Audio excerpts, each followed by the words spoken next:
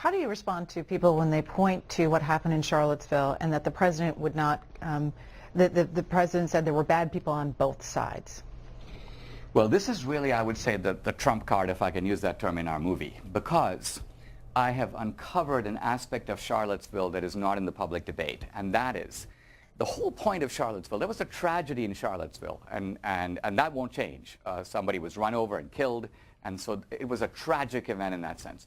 What I'm contesting is the meaning of that event, because from the left's point of view, this was right-wing white supremacy. And that was the whole point for Trump to condemn it. These are right-wing white supremacists. I deny that. I deny that. And I deny it now based upon a close analysis of who was there and who these white supremacists are. Now, in this book, Death of a Nation, I go through the list. Jason Kessler, the founder of, the organizer of Charlottesville, turns out to be an Obama activist and an Occupy Wall Street guy.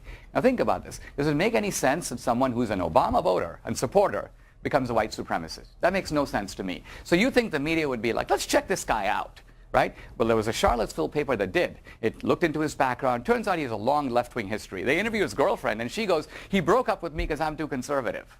This guy, Jason Kessler. Now we move on to the poster boy of white supremacy, Richard Spencer. This guy is so controversial, when he went to speak in Florida, the governor declared a state of emergency. So I interview him in the film, and it's riveting. It's about 4 minutes in the movie.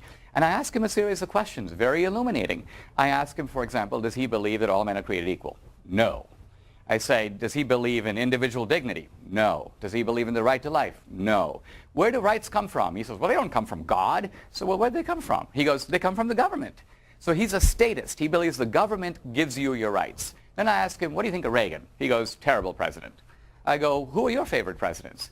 He lists a bunch of Democrats. And I go, well, those are all Democrats. He goes, yeah, I know. He goes, but it's just a party. And he's naming people like Andrew Jackson, was the founder of the Democratic Party. The point I'm trying to make is that the white supremacists are not conservative. They're not conservative in the modern American sense of conservative.